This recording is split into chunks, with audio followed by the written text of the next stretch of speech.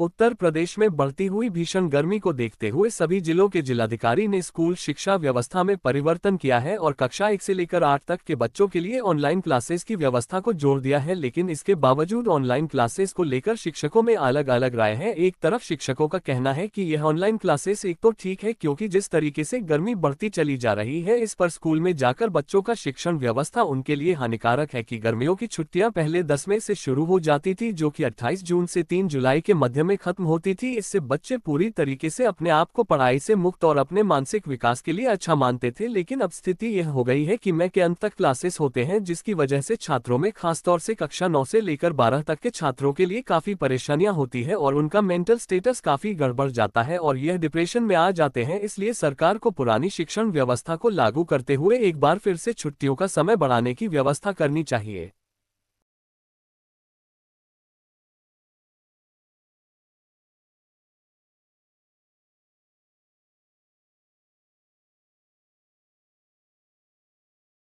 बेटा, online classes को लेकर गवर्नमेंट ने ऑर्डर किया है बढ़ती हुई गर्मी को देखते हुए, इसमें आप क्या कहना चाहोगे? कितना आप लोगों के लिए बेनिफिशियल है? I think the online class should has been started earlier because the heat is so immense and we are not able to focus in the class as well because of so much of heat, and the students are not also able to attend the classes. So yes, I think online class are beneficial to us. What is your name? My name is Anushka and I'm from 12th B. कैसा लगता है बेटा, अगर online classes के जो orders में है इतनी भीषण गर्मी आप लोगों को इतनी परेशानी हो रही है?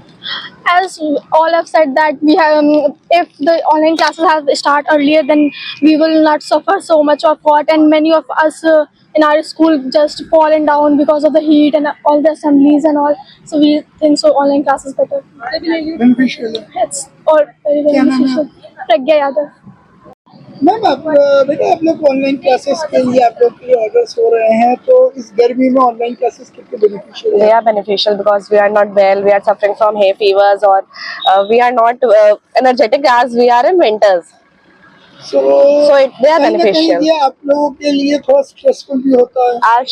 As she said that online classes are beneficial, we have to work for it earlier. Akshita Singh of 10th A.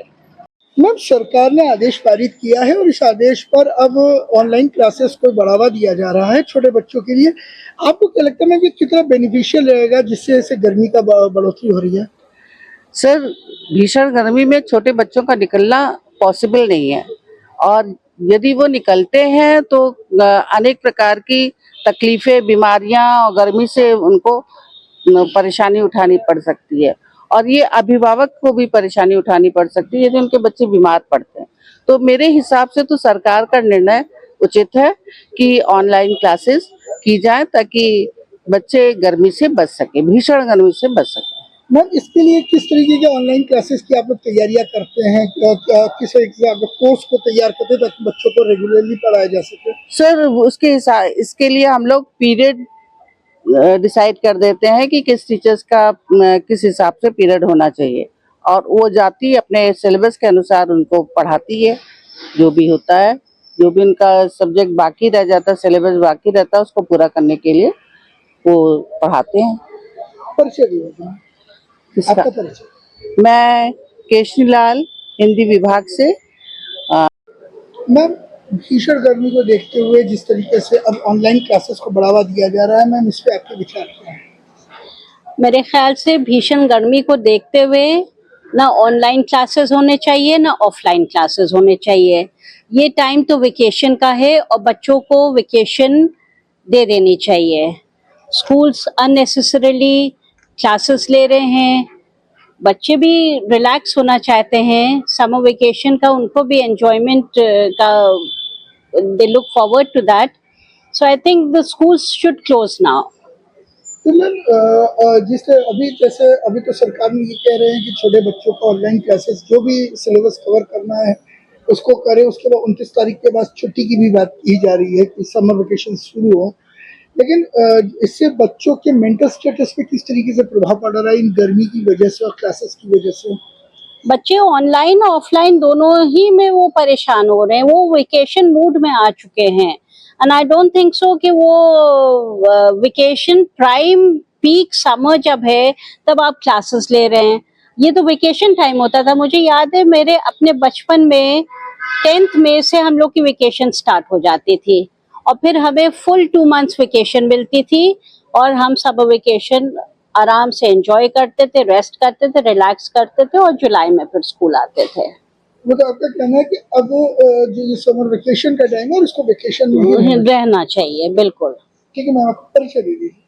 मेरा नाम निगार आब्दीन है, मैं पीजीटी इंग्लिश। लगातार देश में हो रही महंगाई की मार को लेकर आम जनमानस काफी परेशान है। इसी बीच आज सुबह सरकार ने पेट्रोल की कीमतों में लगभग 1 रुपया का इजाफा कर दिया। वहीं डीजल भी 1 रुपया 17 पैसे महंगा हो गया। रसोई गैस की कीमतों में आए उछाल के कारण सबसे ज्यादा परेशान उपभोक्ता छात्र हुए हैं, जो कि बिना किसी कागज के 0.5 और 10 किलो के सिलेंडर का इस्तेमाल करते हैं।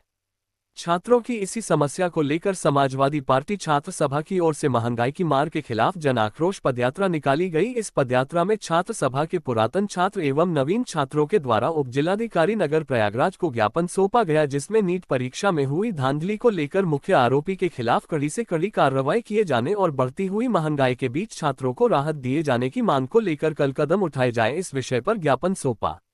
इस दौरान उन्होंने मांग की सरकार इन विषयों पर अपना रुख साफ करे और जल्द से जल्द उसे पर कड़ी से कड़ी कार्रवाई करे, अन्यथा उत्तर प्रदेश में समाजवादी छात्र परिषद के सदस्य सरकार को सबक सिखाने का काम करेगी, जिसके लिए 2027 में होने वाले चुनाव में सरकार की इन नीतियों के चलते उन्हें समझ में आ जाएगा छात्र शक्ति से भरने का क्या मतलब होता है।